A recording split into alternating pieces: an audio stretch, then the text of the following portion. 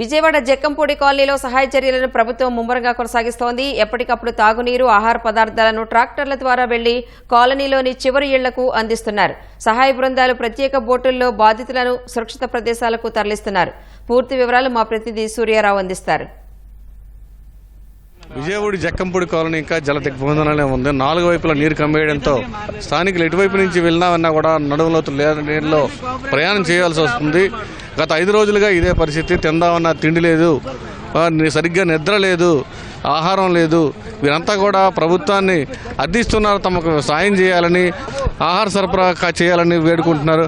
ప్రభుత్వం మరోవైపు సమర్థవంతంగానే ఈ సహాయ కార్యక్రమాలు చేస్తుంది. వారికి ఏ అవసరమో అవి సరఫరా చేసేందుకు ప్రయత్నాలు చేస్తుంది. అయితే మెయిన్ కూడల్లో కాకుండా శివారు వీధుల్లో తమకు సాయం చేయాలని వీరంతా వేడుకుంటున్నారు. మరోవైపు ముఖ్యమంత్రి స్వయంగా విజయవాడ కలెక్టరేట్లో ఉండి సహాయ కార్యక్రమాలను పర్యవేక్షిస్తున్నారు.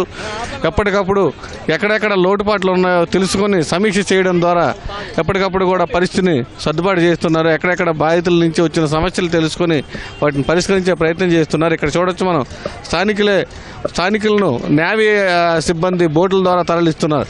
ఇక్కడైతే నడుములోతు నీళ్ళలో నడిచి కూడా రాలేని పరిస్థితి ఏర్పడింది.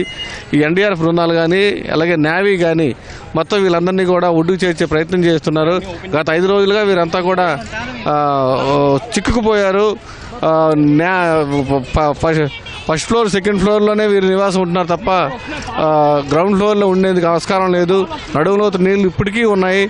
బుడమేరు జల ఉధృతి ప్రధానంగా జక్కంపూడి కాలనీ పైన తాకింది. మొదటగా కౌలూరు, రాయనపాడు తర్వాత విజయవాడ సిటీని మొట్టమొదటి తాకింది జక్కంపూడి కాలనీ. అందుకే ఇక్కడ జల ఉధృతి 5 రోజులైనా ఇంకా కూడా 6వ రోజు కూడా ఇంకా ఉధృతంగానే ఉంది.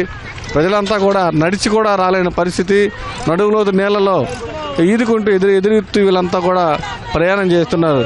మరోవైపు రాత్రంతా కూడా వీళ్ళంతా నిద్రలేని రాత్రులు గడిపారు. ఎక్కడా కూడా పడుకోవడానికి చోటు లేదు. వీళ్ళంతా కూడా ఎక్కడెక్కడో ఫస్ట్ ఫ్లోర్లో, సెకండ్ ఫ్లోర్లో తమ తెలిసిన బంధువుల ఇళ్ళకి కూడా ప్రయాణం అవుతున్నారు. కొంతమంది ఇక్కడ ఉండలేక, కొంతమంది వచ్చి తమ ఇళ్ళని చూసుకుంటున్నారు, ఎలా ఉన్నాయో తిరిగి వచ్చి. మొత్తం మీద ప్రతి చోట కూడా ఇదే పరిస్థితి కనిపిస్తుంది. ఆర్తనాదాలు అయితే వినిపిస్తున్నాయి. ప్రభుత్వం అయితే సమర్థవంతంగానే చేస్తుందని చెప్తున్నారు. కాకపోతే ఈ సాయాన్ని మరింత వేగవంతం చేయాలని వీరంతా వేడుకుంటున్న పరిస్థితి. ఇది తాజా పరిస్థితి. కెమెరామెన్ కోటేశ్వరరావుతో Surya, ET news, Vijayawada art studio.